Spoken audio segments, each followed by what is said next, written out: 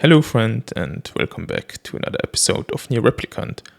So at the end of last episode we managed to basically finish the game, but I don't think that's all of it. And we also managed to unlock a new mode, a new playthrough to play as Kainé. So that's what I'm gonna try to do now. If I can figure out how it works. Just gonna load the data from last time. My cleared save file and see if that's the way to go.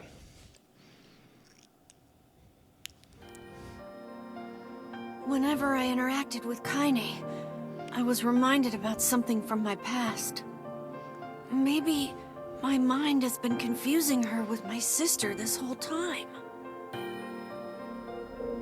Anyway...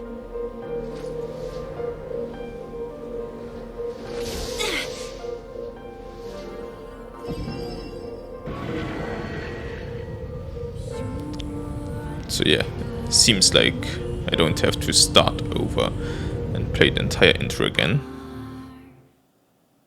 I hope. Kainé's dreams, discrimination. Okay.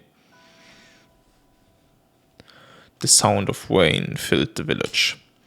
The steep cliffs that surrounded the area magnified sound, causing even the slightest drizzle to rattle like a thunderstorm. Thin wisps of smoke streamed from the huts as the villagers huddled in their homes and waited out the rain. A single child, however, had braved the downpour and was now wandering slowly toward the wooden, hawk-shaped weather vane at the center of town. The wanderer reached the vane, which had existed for as long as Annie could remember, and stared. The child's face was simultaneously delicate and fierce, like a teacup that had survived a shipwreck. Those traits combined with a pale white skin to give the face an almost sexless quality. If the beak turns east, I go home. If it stays west, then The child blinked. Rain slowly dripped down the young one's short hair and began its long descent to the ground. Come on. Come on. The child felt a slight breeze and watched as the rain slowly creaked to life. Spinning this way and that for a moment, it finally settled with the beak pointing firmly toward the east. East? Really?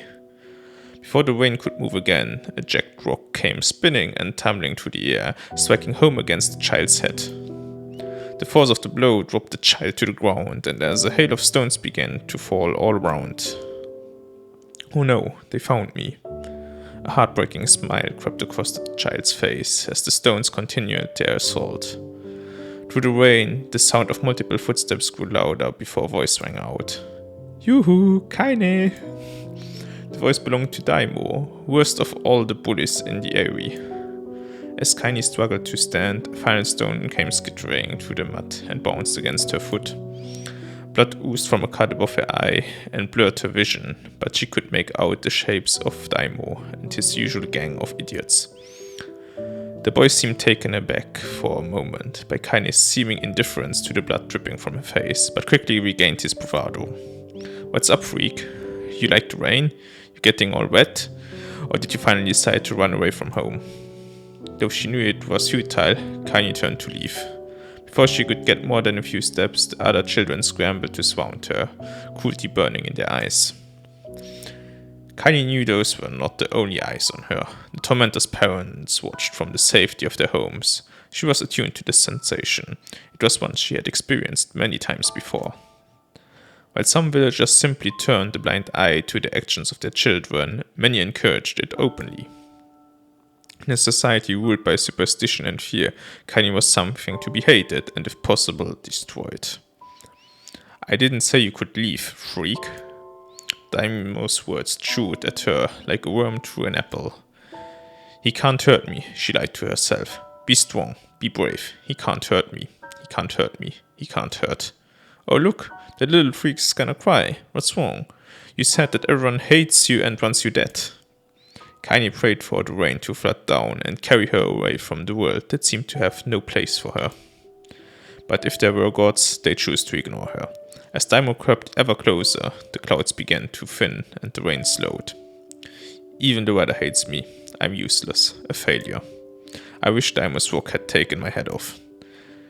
Kainé couldn't meet Daimo's leering gaze. She lowered her eyes and stared at the muddy ground below. The bully moved forward until he was inches away. She could smell the scent of old meat on his breath.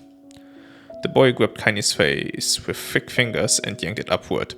She tried to turn away, but he forced her gaze back and jammed his thumb against her eyelid to pry it open. "Show me." "No." "Did you just say no?" Daimo grinned evilly. "You don't say no to me. No one says no to me." Not even taking his attention from Kainé, he called to his cohorts, "Come on guys, let's give the freak what she deserves." As soon as Daimo finished, kicks and blows began to rain down upon Kainé. Daimo paused, still grinning, as Kainé curled into a ball and tried to make the pain stop. "I don't get you, freak. What you acting like a girl for, huh? Everyone knows what you really are." Kainé ignored the question, choosing instead to stare at the weather vane. It continued to point east, as if supremely confident about the future it had chosen for her. "Go home." Yeah, that's a funny joke for someone with dead parents and no home to go to. "Freak," chanted the children. "Freak, freak, freak." Kainé closed her eyes and listened to the rain, waiting for the pain to start again. As the clutching hands of the village children closed around her, she bent her mind to the sound of the rain, letting it become her world entire. The rain fell, but the pain never came. Only when the laughter of her tormentors turned to terrified cries did she dare open a single blood-caked eye. Kainé was shocked to see Daimo sprawled on the ground, holding his head and screaming in pain. She could see blood welling from spaces between his fat, twisted fingers. Oh my god, he's crying. He's actually crying. Deprived of their leader, the other children glanced back and forth between themselves, as if waiting for someone to step forward to take charge. When no savior emerged, they began an uneasy shuffle away from Kainé. But the young girl was the least of their concerns. Instead, their attention was swept on the ancient woman standing a few feet away. After struggling for breath for a moment, she finally spoke in a voice thick with rage. Hurts like a bitch, don't it? Now I suggest you scatter before I throw another one. And if any of you little bastards ever touch my Kainé again, I'll do far worse than throw a rock. You can count on it. The old woman crouched down and gently touched the hand to Daimo. The hand Daimo was using to cover the wound. Before he could think to protest, she ground her palm into the wound and twisted back and forth. "Ow!" he screamed, leaping to his feet. "Stop it! What are you doing? Quit whining. Ain't no one ever died from a scratch. You hit me with a rock, you stupid bitch. A big one. The thing could have killed me." The old woman shrugged. "Death is the best cure for stupid." Daimo's face twisted with rage at her words. Locking his eyes on Kainé, he took a step backward and spat on the ground. "Get out. Leave this village. No one wants you here, either of you." Seeing the old woman grab another stone, Daimo and his companions turned tail and ran. As they fled, the old woman grabbed her side and barked out a single laugh. "Ha! Look at the fat boy go. Guess he's healthy enough to run from a fight." The woman's smile faded as she turned her attention to Kainé. Kneeling down, she removed her shawl and placed it around the young girl's shoulders, then produced a cloth from the folds of her dress and began blotting at the blood on her forehead. "Oh, Kainé," she said, "why didn't you fight back? You're stronger than that looked." The words of her grandmother stung Kainé, and she turned away. "Don't be so nice to me," she said. "I don't deserve it. Nothing matters anymore." Her tears, held in check for so long, finally began to fall on the muddy ground below. "Everyone hates me. They think I cause bad things to happen. They think I'm a freak. I wish I was dead." As Kainé's tears turned to sobs, she felt her grandmother's hands on her shoulders. Despite her advanced age and diminutive size, she was a woman of surprising strength, and Kainé found herself unable to turn away. "Don't talk like that, girl. It's a river wide and deep that flows between the realms of this world and the next, and it grants no mercy to any that attempt the crossing. You got a duty to fight until your last breath. Understand?" The old woman tightened her grip and tried to still the tremor in her voice. "You know the pain of losing someone close to you, Kainé. You know because you survived it." As the words hit home, Kainé was struck by the force of her love for the old woman. As a young child, she didn't even know of her grandmother, but when her parents died, the woman quickly accepted her as her own. Grandma, as Kainé called her, was cunning, vulgar, and quick to violence, and their first few years together had not been easy. But with each year that passed, Kainé and her grandmother had grown closer. However, it was only now, sitting in the mud with tears and blood caking her face, that Kainé truly understood the depths of her affection. Here was a woman who had seen hard times, who had seen death, who had fought through all these things and somehow emerged on the other side. If anyone could understand Kainé's pain and loneliness, it was her. Do I make you sick, Grandma? Course not. Don't be an ass. Kainé drew her grandmother's moth-eaten shawl around her body and shuddered. But my body, it's not normal. If I was normal, then Mom and Dad wouldn't. Hush, interrupted Grandma. I'll not hear another word of this nonsense. You're my granddaughter, and I love you, and if folks have a problem with that, they can just go to hell. With that, the old woman reached out and placed a wreath of dried flowers in Kainé's hair. The skill it took to bend the flowers without breaking the stems or losing a single petal was remarkable, and the beauty of it made Kainé want to cry all over again. Oh my gosh, these are Luna tears. Grandma, you made this for me?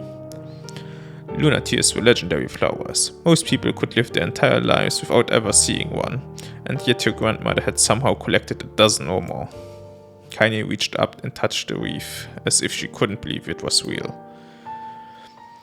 Where did you find these? Just stumbled on them while I was out doing the shopping. The old woman turned away as she spoke, leading Kainé to suspect that the search had been more difficult than she was letting on. The pains she took to construct the ornament, let alone track down the flowers used in its construction, made Kainé's heart hurt. She reached up and gently adjusted the wreath, admiring the way it felt between her fingers. Didn't quite turn out right, said her grandmother as she squinted at it. These old hands have trouble with delicate work, but it sure looks good on a pretty girl like you. Kainé blushed and turned away. You think I'm pretty? Course you are. What a fool thing to say. Thank you, Grandma. Her grandmother smiled. We're gonna be fine, you and me, she said. Long as we got each other, we'll be just fine. Kainé took her grandmother's hand in hers, and the two of them struggled to their feet. As they began the long walk home, Kainé gripped the hand with all her might, as if trying to stop smoke from drifting away off in the wind. The rain had stopped. Kainé stood beneath the weather vane, watching it spin in lazy circles, no longer caring about the direction it faced when it stopped. I don't need to escape. I have a home now. Grandma loves me, and that's enough. Even if it's against the world. Us against the world. Kainé let her gaze drift up past the rain and into the cloudy sky. The last faint hints of a rainbow were slowly fading. As she turned and headed for home, the light scattered into a million particles and vanished, seemingly taken away on the breeze. Kainé's dreams. Daily life. In the distance, Kainé heard the steady sounds of an axe striking wood. The noise had a purposeful quality to it, as if she was hearing a master woodsman go about his work. The firewood being produced, however, was as far from a work of art as could be. Pieces of every shape and size were being flung about a barren yard with wild abandon. Anyone trying to stack such wood would probably die of frustration before the job was through. Stupid piece of shit axe. Kainé's grandmother flailed away with the axe, filling the air with both splinters of wood and words that would make the most hardened sailor blush. Grandma, called Kainé. That you, Kainé? Yelled the old woman, taking her eyes off the wood for a moment. Don't get too close, or I might take your goddamn foot off by mistake. She brought the axe down on a piece of wood, sending the chips flying in every direction. One spun past Kainé close enough for her to hear the whistle, at which point she decided to step back.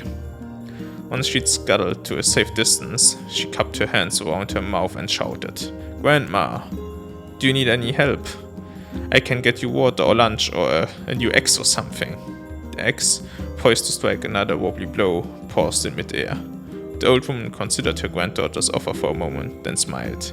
"Tell you what, since I'm doing such a piss-poor job of chopping, why don't you come here and take over so I can get the water?"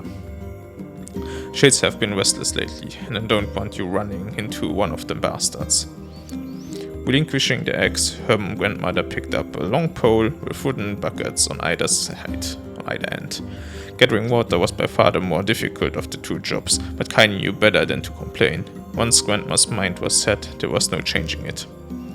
Kainé did her best to help with chores, but Grandma took every task that required travel to the village. Though she had a long list of plausible excuses, Kainé knew the real reason. She didn't want her granddaughter to be taunted and harassed by the villagers.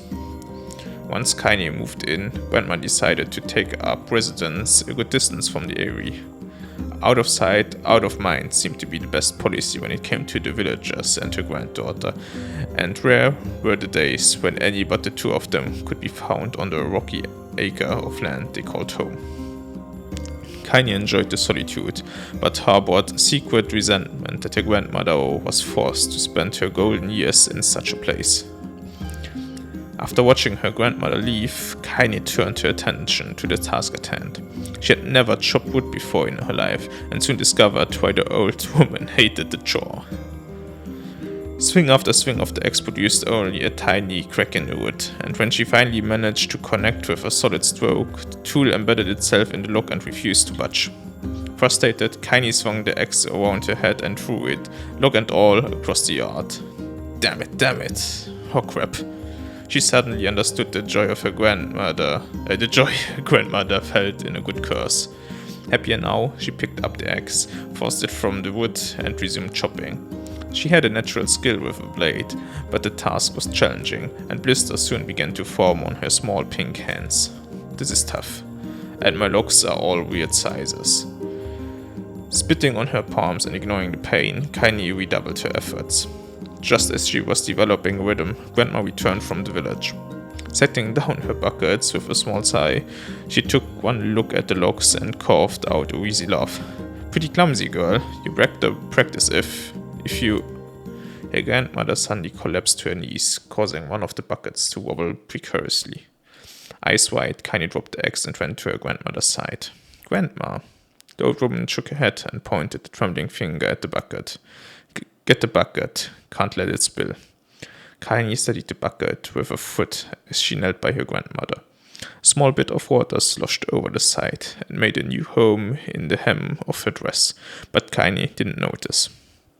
Grandma, what's happening? Crazed with panic, she grabbed her grandmother by the shoulders and shook. After a moment, the woman lifted her arms and batted Kainé away. Stop that, just stop, she cried, breathing heavily. It ain't like I'm dying. Just tired from the trip, it's all. Kainé desperately wanted to believe her, but one look at the old woman's shaking hands and worn face told her more than words ever could. Her grandmother had lived a long, hard life, and it seemed the bill was finally coming due.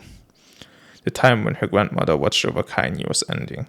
Sooner than either of them had feared, the positions would be reversed.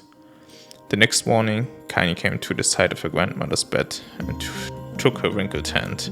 Grandma, you're sick and you need medicine. I'm going to the village. The old woman shook her head and tried to rise, but Kainé gently pushed her down. It's all right, she said. I'll be fine. Her grandmother fixed her with a gaze that could melt steel. After what seemed an eternity, she finally lowered her eyes and sighed. Well, I don't like it, goddammit. But I guess I should quit being so stubborn and let you grow up. The old woman watched as Kainé grabbed on her boots and made her way down to the road to the village. Hours later, as an unseen sun made its way across the dark and rainy sky, she was still watching. Kainé moved at a brisk pace, checking her pockets every few minutes to make sure the money her grandmother gave her was still there. Every noise caused her to spin on heels, making sure she wasn't being stalked by a shade, or worse, Daimo and his gang. But she encountered neither tormentors nor shades, and Kainé finally found herself at the entrance to the village. The few adults she could see glanced sideways at her, then muttered to each other behind raised hands before slinking away into the shadows. Her heart racing, Kainé took a series of rapid, shallow breaths and tried to calm herself. I have to prove myself. I have to help Grandma. I have to be strong. She chanted those words to herself over and over as she slowly made her way. Finally, Her eyes settled on a rotund older woman who was angrily waving her arms in the air and telling anyone who would listen exactly what she thought of Kainé's presence. "Hey lady," said Kainé with bravado she did not feel. "Where's the apothecary?" The woman's flabby cheeks shook in bewildered anger. "How dare this thing speak to me?" they seemed to say, but Kainé saw that her eyes held a different emotion. Fear. "Yeah, we're both scared, lady. Trust me on this one." "Which way?" Kainé repeated. The woman pointed at a small building to her right before hitching up her dress and stumbling off in the other direction. Kainé cringed, expecting a stone to come flying from the assembled crowd, but none came. Her mind was filled with a strange sense of pride as she made her way to the apothecary. But a new emotion had little time to take root, for as soon as she opened the door, she noticed a familiar customer at the counter. It was Daimo. He'd clearly been sent here on some kind of family errand because his gang of followers was nowhere to be found. "Oh my gosh," he sputtered. What are you doing here, freak?" The insult was delivered without force, and Kainé happily ignored it. Stretching on tiptoes to see over the counter, she asked the shopkeeper for the medication. "Ha," barked Daimo. "That old bitch finally keel over. Go to hell, Daimo." The boy's eyes glowed so wide they seemed ready to fall out of his head, but before he could let fly a comeback, or worse, a punch, the apothecary told them to knock it off before he kicked them out of the store. Daimo slunk out of the shop, cursing Kainé under his breath. Once he was gone, she allowed herself to breathe once more, taking a brief tour of the shop while the owner prepared the medication. Countless tiny bottles filled the cramped store, each with a label written in some indecipherable language. An ocean of aromas assaulted her nose, creating a scent that was exotic, but not altogether unpleasant. Seeing such a variety of supplies gave Kainé a sense of peace. Surely, in a world so vast, there would be a place that she could call home. On the far wall, behind the counter, rested a portrait of a stunning young girl. The picture had once contained bright, vibrant colors, but time had worked its cruel magic, and they were beginning to fade. The beauty of the work, however, remained undiminished. "You like that picture?" Kainé turned to find the apothecary with a small vial of medicine in his hand. His eyes were gentle but sad, and they seemed to stare through her and into the nothing as he spoke. "That's my daughter. I sketched it when she was just a little girl. She's been dead a long time now." Kainé didn't know how to respond. She just stared at the portrait and tried to come up with the right words. "Pictures are wonderful things," continued the shopkeeper. "They let the ones closest to you live on forever." He shook his head slightly, then looked down at Kainé and smiled, handing her the medicine. He reached into his sizable green apron and produced a handful of old wax crayons. "You should have these. There's no one left that I wish to draw." Kainé took an instinctive step back, causing the shopkeeper's face to darken. "Yes, I've heard the rumors about you," he said. "It's a small village, and word travels quickly. Between you and me, I'm not sure which of them to believe, but I also don't think they matter much. I know your grandmother, Kali, and I think the way she was driven out of this town is just deplorable." "Grandma's name is Kali," thought Kainé suddenly. She was still mulling this new fact over in her mind as she reached out and gently took the crayons from the apothecary's hands. "Your grandmother is an old friend of mine," he said, as Kainé scooted away yet again, "and I owe her much. I wager she would like it if you drew a picture of her." "Yes, I think she would like that very much." Kainé murmured a quiet agreement, but inside her heart was bursting. Never before had a villager treated her with anything but complete contempt. It was a tiny, almost imperceptible step, but it was a step nonetheless, and with enough tiny steps, she might one day discover the rest of the world. When Kainé returned home, she found her grandmother asleep in her bed. Her feet were blackened and raw, even bleeding a bit in places, leading Kainé to think that she had been pacing around the room until exhaustion finally caught up with her. She placed the medicine in her grandmother's pillow and turned to leave, but found the old woman's hand clasped around her arm. "Back already, are you?" asked her grandmother with a yawn. "Come here, let me have a look at you." Grandma sat up and examined Kainé from head to toe. Finally satisfied that nothing terrible had befallen her grandchild, she leaned back and allowed herself to relax. Well, how was it? Those bastards give you any trouble? It was kind of fun, said Kainé with a small smile. No, seriously, it was. Fun, eh? Asked her grandmother in a voice which implied she believed anything but. So anytime you need me to run an errand, just let me know. As she spoke, Kainé removed the crayons from her pocket. After a brief explanation of their source, she informed her grandmother that she was going to sketch her portrait. A portrait of me? Ridiculous. No one wants to stare at a wrinkled old crone. But Grandma, it would make you live forever. Horseshit, said her grandmother, throwing back the sheet from her bed. Living forever would just piss me off. Now put those crayons away and help with dinner. But Kainé would not relent, and in the end, Grandma found herself leaning against the wall of the house, as if posing for a master artist. Kainé took up the crayons, eyed her subject carefully, and set to work. Just as her grandmother was about to nod off, Kainé finished the piece. After staring at it for a bit, she released it from her grip and let it slowly drift to the floor. It's terribly. It doesn't look anything like you at all. I'm sorry, Grandma. I thought these crayons would, make drawing easy or something. The old woman's eyes narrowed at her granddaughter's disappointment. Let me be the judge of that, she said, ignoring the pain in her back and reaching for the paper. The sketch could have been a person's face. It also could have been a boulder, a lump of clay, or an incredibly misshapen loaf of bread, all rendered in a chaotic array of colors. The old woman stared at the picture for a long time, then slowly wheezed out a laugh. Oh, Kainé, she said between laughter, you truly are my blood. You are as clumsy as me, and I love it. But, hush, I won't hear any more bull about how ugly you think it is. It came from the heart, and I'll treasure it always.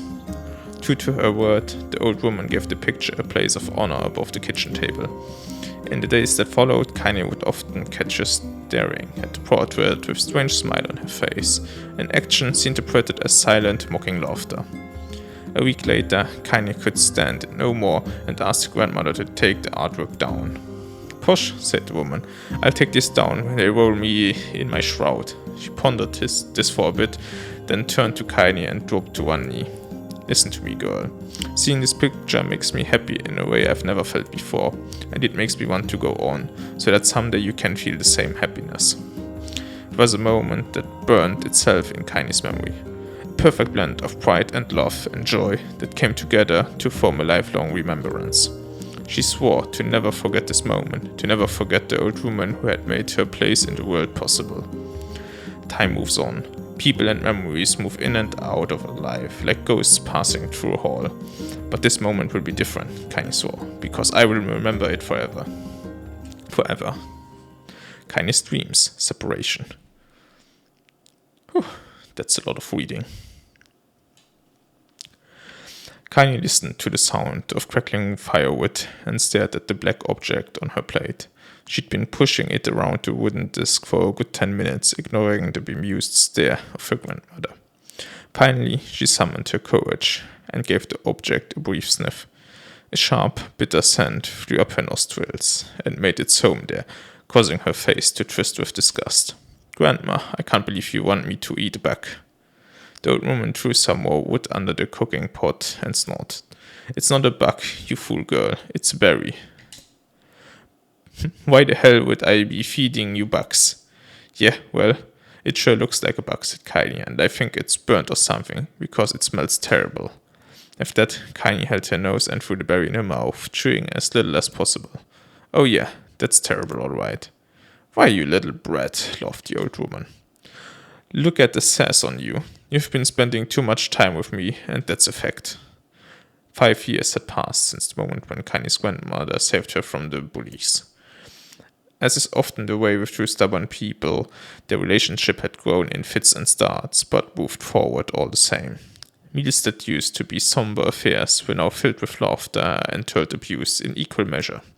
Kainé could not remember a time when she had been happier.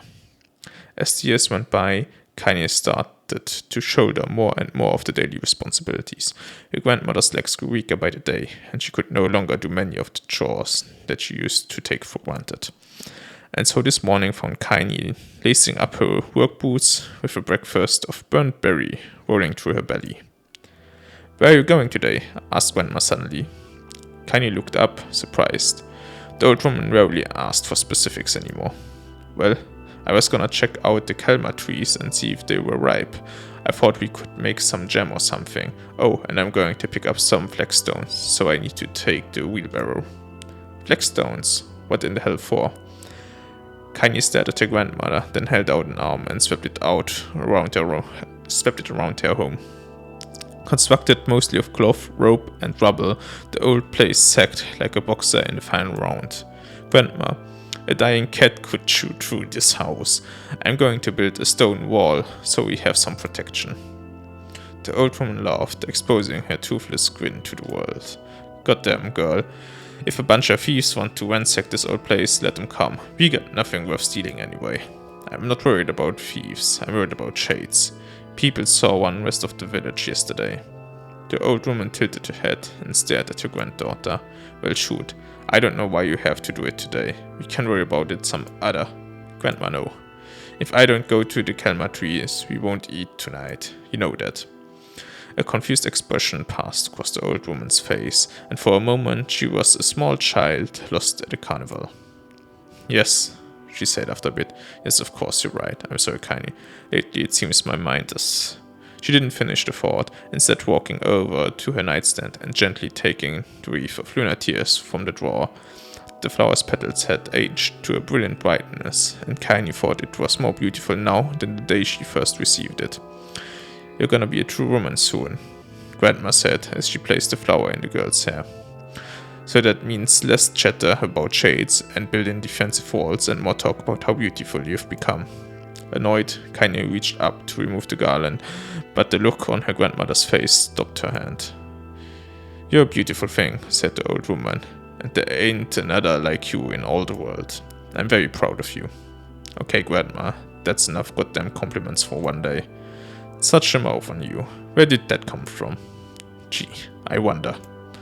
"I'll teach you to sass me, girl," yelled Grandma. Suddenly, she lurched forward and grabbed Kainé by the ears, pulling her around the room with a crazed grin on her face.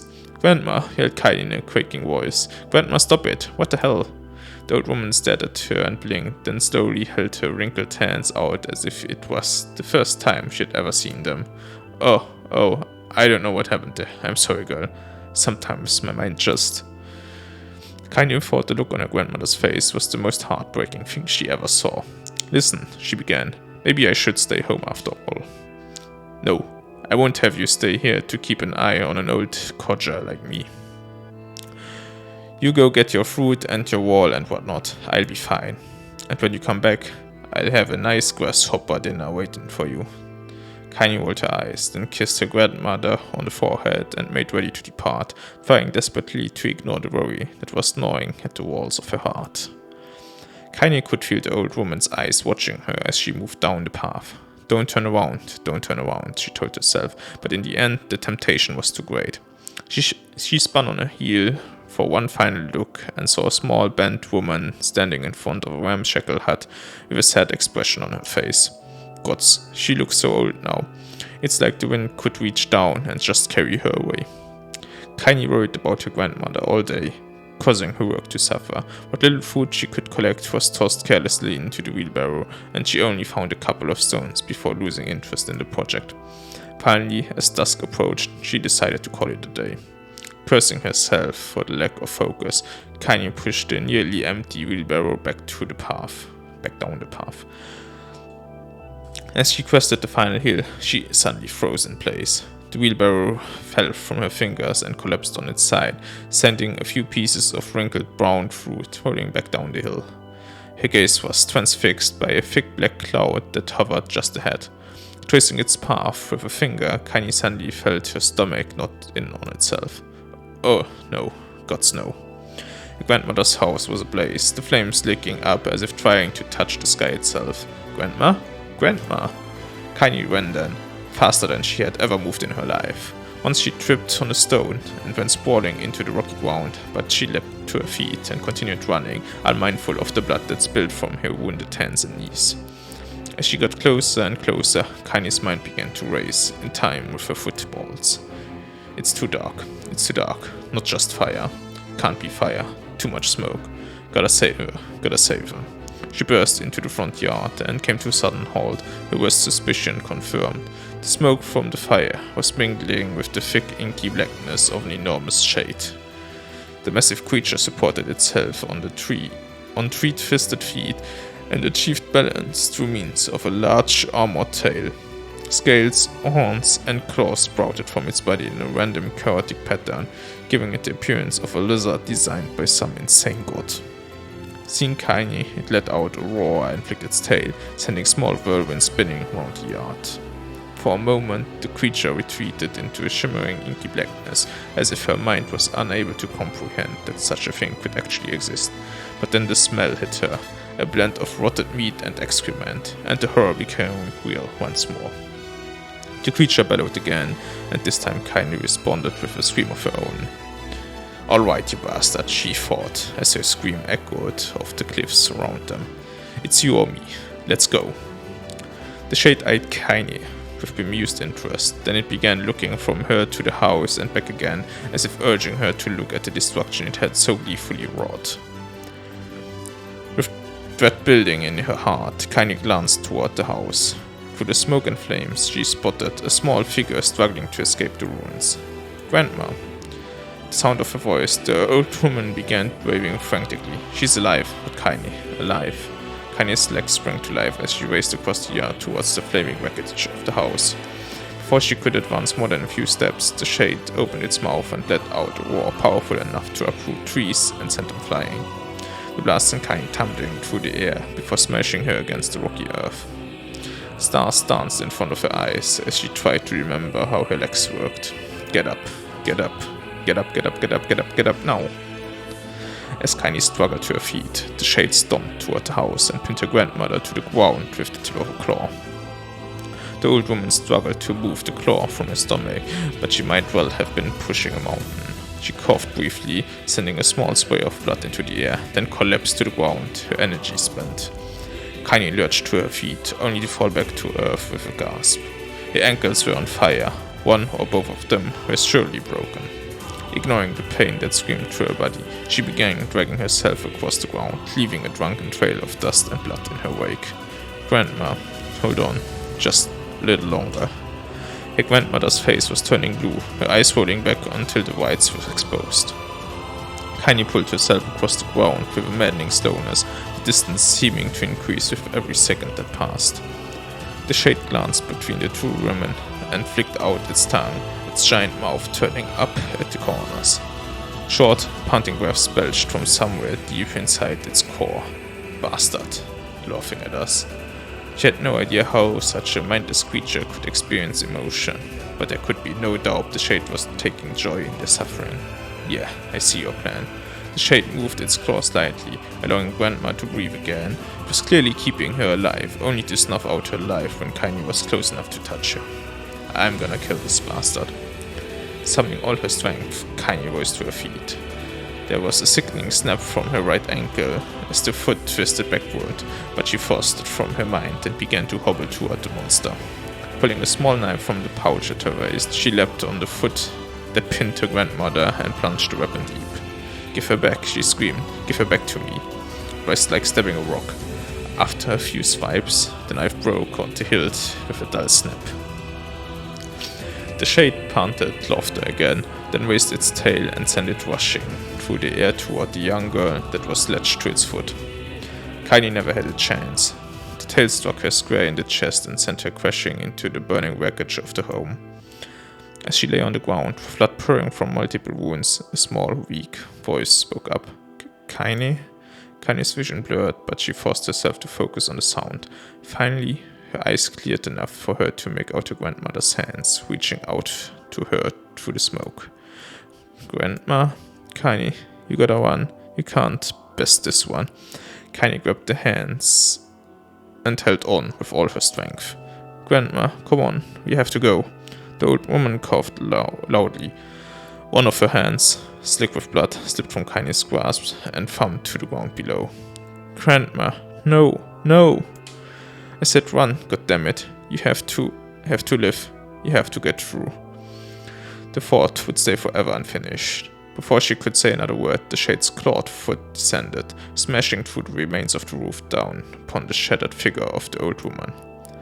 Blood oozed from gaps in the creature's toes as the terrible putrid smell assaulted Kainé's nose once again. She stared at the foot, dumbfounded, convinced that what she was seeing could not possibly be real.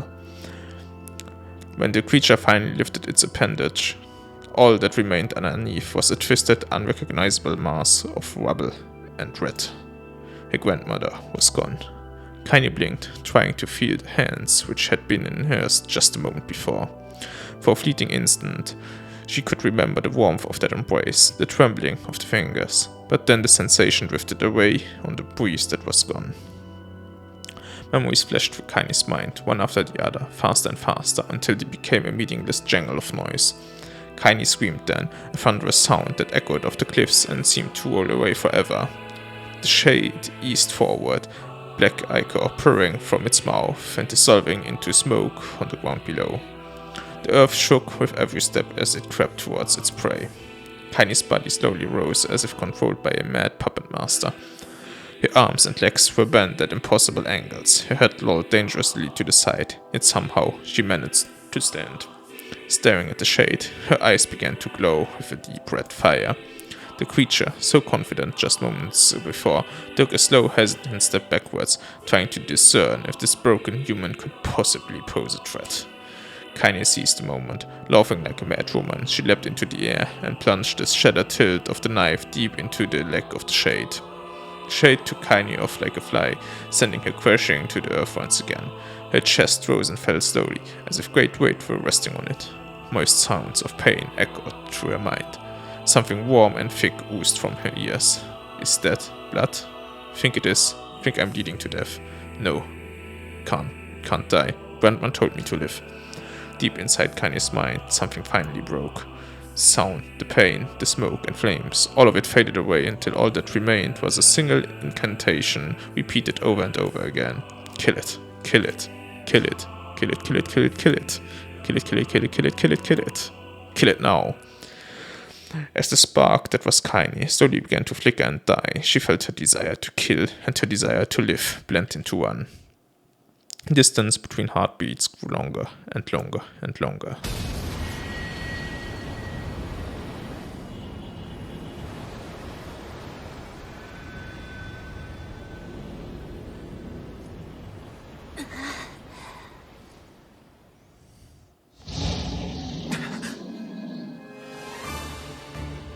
The beast approaches. Oh, I know.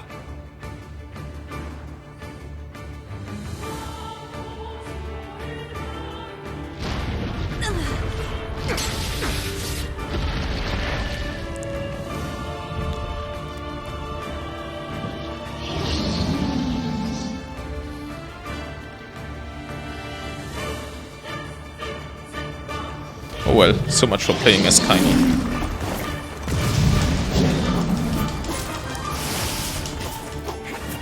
What anger this creature must have. How did it even survive these past 5 years? I'm not gonna let this happen again. Kinda hard to find my voice. So much talking. I saw it. It was like 40 minutes of reading in a row. Strike it down.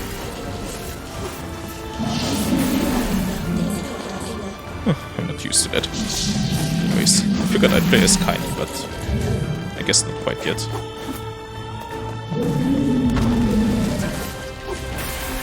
Which makes sense, I mean, she's kinda unconscious.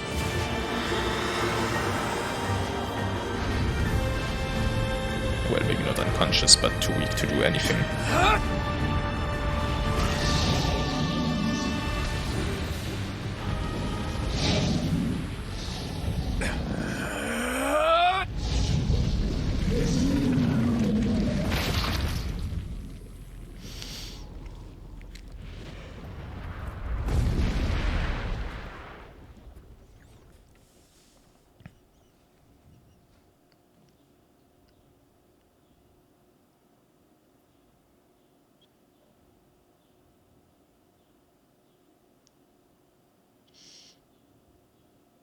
Kainé's dreams encounter. Oh, there's more? Gently, weakly, softly, the shade, sure that its tormentor was dead, turned and stomped off toward the horizon, stopping along the way to bellow one final roar. Couldn't kill it. Shamed beyond imagining, Kainé tried to turn her head to the side, but only succeeded in coughing up a huge gout of blood. It was getting difficult to see, and only after a moment of fierce concentration did she realize that her left eye was gone. Laughing to herself, she turned her remaining eye to the ruins of her home, had noticed a wrecked stump of arm resting a few feet away. Yeah, that's mine, she thought with a mad giggle. This is gonna make clapping a real bitch. Huh, quite a sudden voice from the depths of her mind. Finally gonna die, are ya? Well, you had it coming. Go to hell, Daimo, she thought at the unseen assailant. Go to hell before I pluck out your eyes and feed them to a dog. The voice of her childhood terror evaporated into smoke, only to be replaced by another, more recent voice. Hold still, said the apothecary, materializing from the ruins like a ghost. I want to draw you. That way you can live forever. No, stop. Don't want to live forever. Want to die right here. I see, he said quietly. Well, if that's what you want. The spectral shopkeeper fluttered in and out of existence for a moment, then produced a piece of paper and sketched quickly. After a few seconds, he turned the page to Kainé and smiled. Since you rejected my offer, I decided to draw someone else. It was a picture of her grandmother, real as life. Kainé opened her mouth to thank the man, but stopped as the picture began to blacken in the middle. Before she could say anything, dozens of multi-legged insects began to swarm across the image, tearing at it with sharpened pincers. Stop! No! Don't hurt that picture. Kainé reached out with her remaining arm and waved futilely at the air. To her surprise, the insects fell off the picture and the ground below, where they vanished into tiny black tendrils of smoke. Relieved, Kainé turned her good eye back to the picture, only to open her mouth in a silent scream. The sketch now showed her grandmother as she truly was, a smashed, unrecognizable lump of nothing. The apothecary smiled, then broke into a jolly dance. See that? He inquired as he danced his jig. It's perfect now. She looks just like you. Ha! Cha-cha-cha. I look like that. Oh god, I'm gonna die. I'm gonna die. Drowning in despair, Kainé laid her head back in the mud and smoke of her ruined house and waited for the end to come. But just before she let everything go, an unfamiliar voice began whispering in her ear. Ain't you got a wish, sunshine?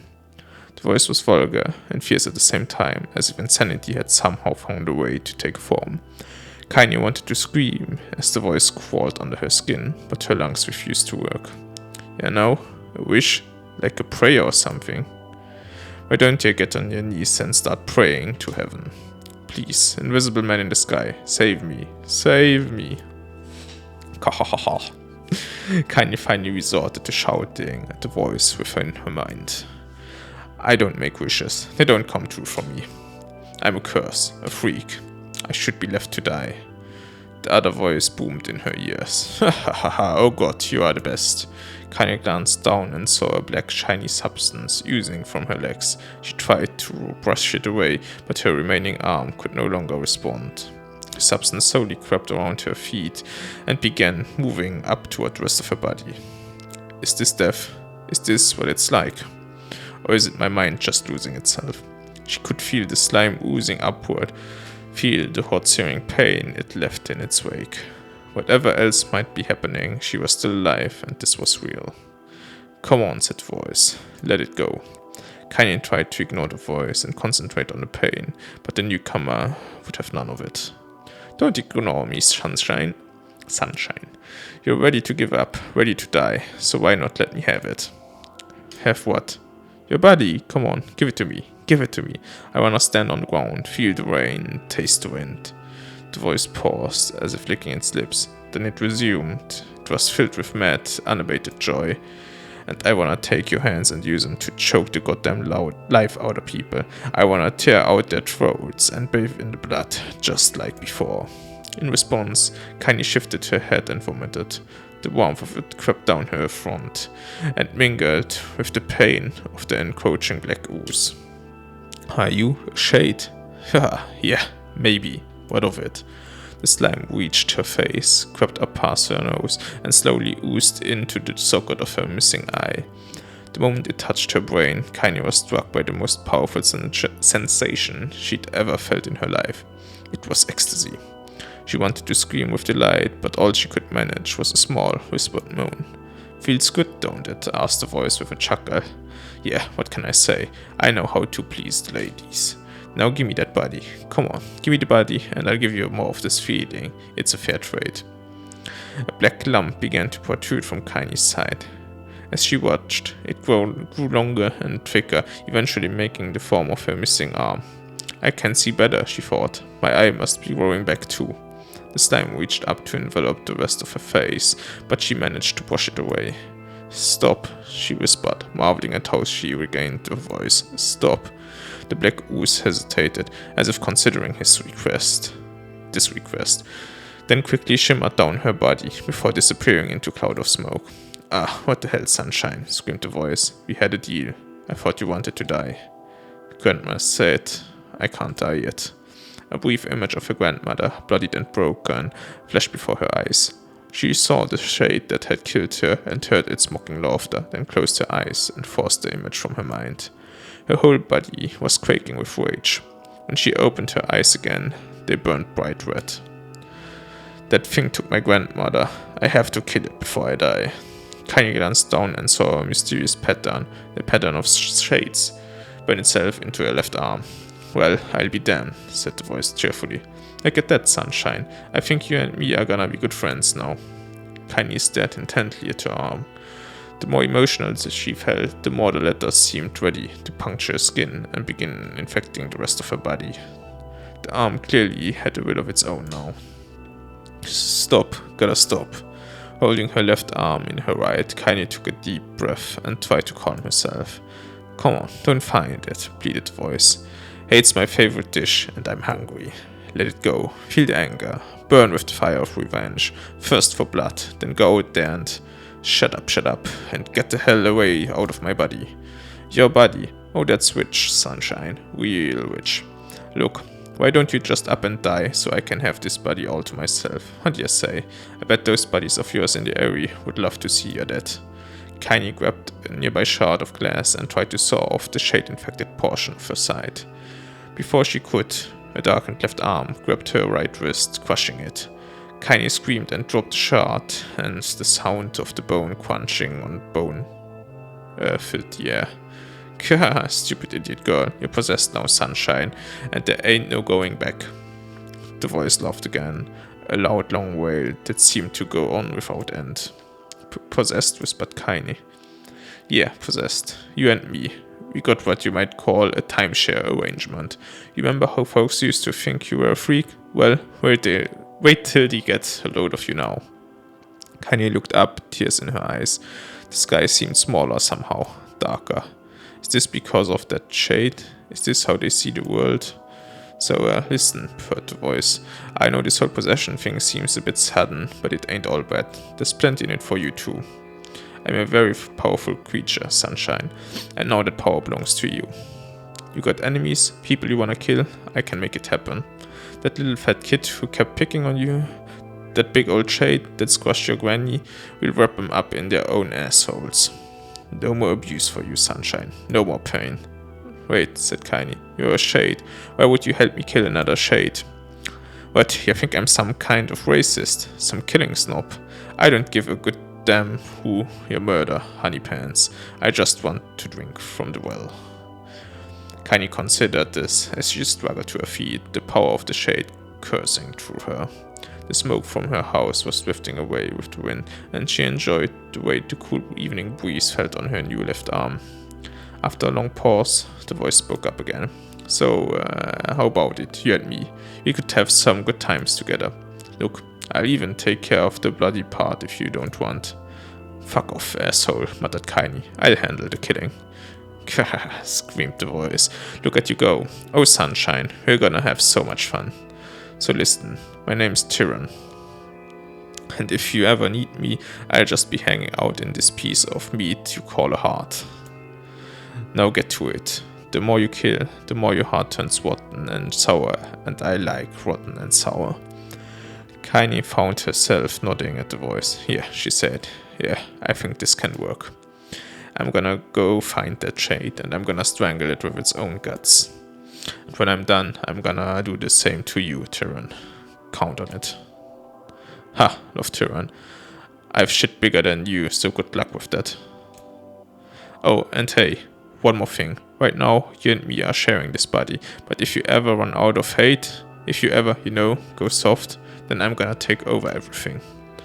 So keep on killing, Sunshine, and watch your back. The voice grew fainter and gradually faded away, fading to somewhere deep inside Kainé herself. Kainé waited until she was sure the voice was gone, then waved her new left arm around a few times. It feels perfectly normal, she thought. It feels like mine. Desperately, she began poking and prodding at the new limb, determined to find something wrong with it. She didn't want it to feel normal.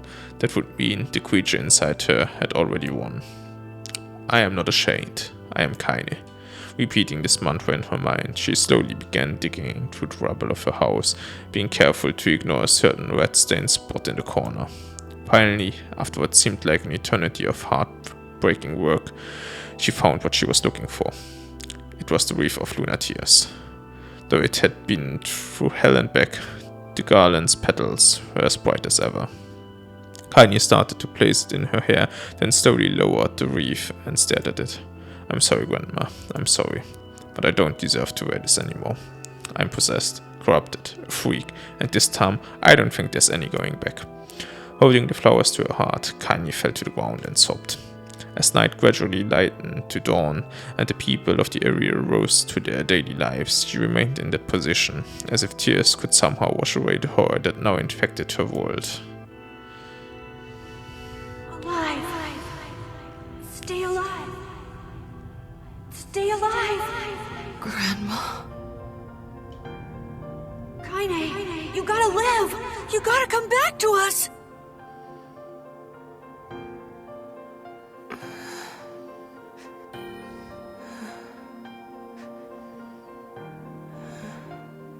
Oh, hey.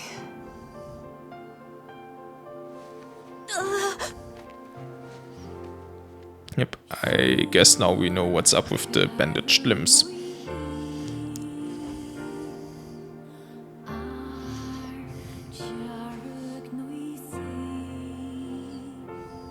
Emil, you were the one calling me, weren't you? You still recognize me? Of course. I knew you right away. Thank you, Kainé. Welcome back, Kainé. Wow, you grew up. So, how long has it been? 5 years.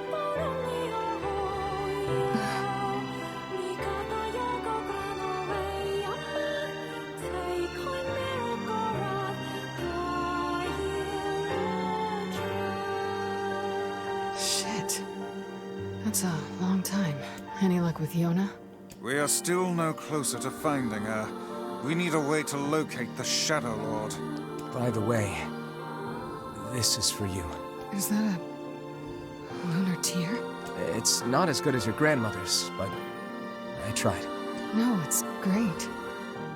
Thank you.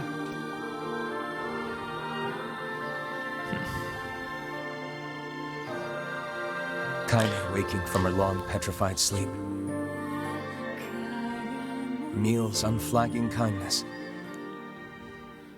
Our reunion was a happy one, and we let it wash over us like rain. That is, until Devila and Popola had to go and ruin it all. Are you kidding me? You can't be serious! Ah, two of them again. Oh, I didn't forget what happened last time. Please try to understand. People are tired and scared, and I'm sorry. I'm sorry you have to bear the brunt of that. This is crap, and you know it! It's okay. We can sleep outside. No one's sleeping outside. You and Kainé saved this village. And now they want to run you out? People are afraid of us.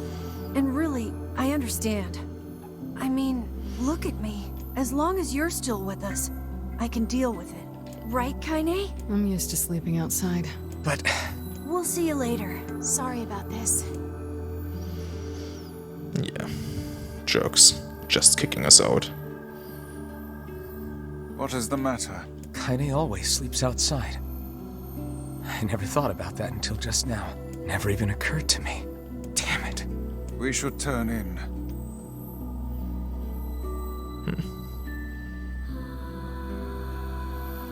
I didn't get much sleep that night. I thought we would see everything from Kainé's perspective now. For the first time in my life, I hated Devila. Not for the last. For the first time in my life, I doubted Popola. Not for the last. But those feelings are pointless in the end. They said and did what they did for the sake of the village. No, they didn't. To protect it from the horror of the Shades. And not that either. We know so much more now. Guess that's the whole point of this. So we realize how wrong this is. Popola? In the end, I'm just as bad. Because I never once stopped to think about Kainé and Emil's situation myself.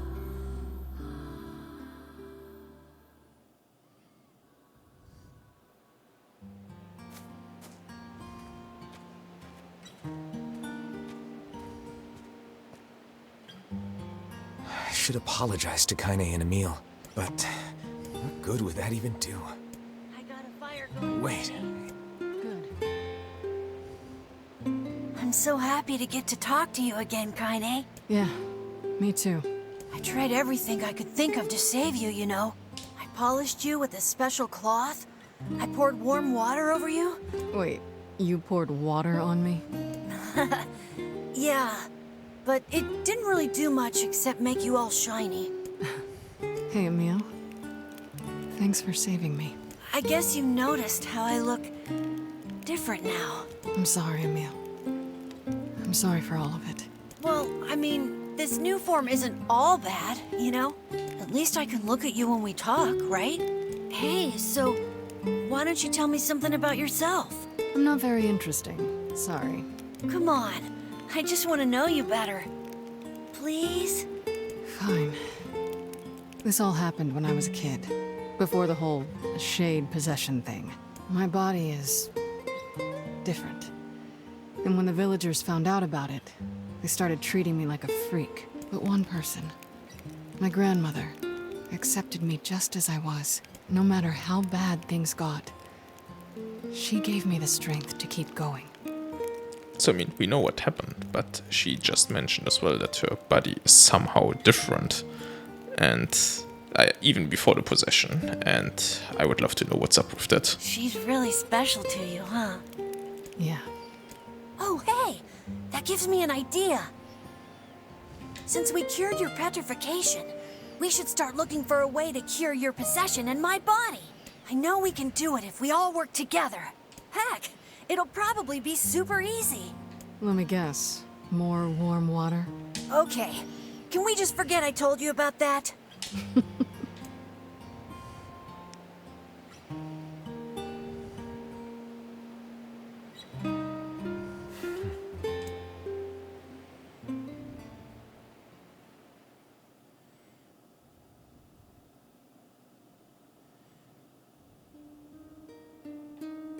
Sleep well? Sure. And yet your red eyes tell a different tale. Don't be so hard on yourself, lad. I need to go see Devila and Popola. Very well. Didn't do that in a long time. What might that be? It's Mom's diary. I have not heard you speak much about your mother. She got the black scrawl and died when I was little. My apologies for bringing it up. It's all right. I can barely remember her face anymore. This is the only thing I have left of her. Reading it helps remind me of when we were still a family. I see. But the final entries get a little strange. In what way? Well, here, take a look. Oh, More reading. Say there, can you not hear me? Oh, Why are you standing about like a slack-jawed ninny? Sorry. Felt like I was dreaming or something. Sleeping on one's feet is quite the talent indeed. Come now, there's the door. Right. Let's go. okay, this was so not planned. No. Hi, I'm gonna do that another time. That's very interesting.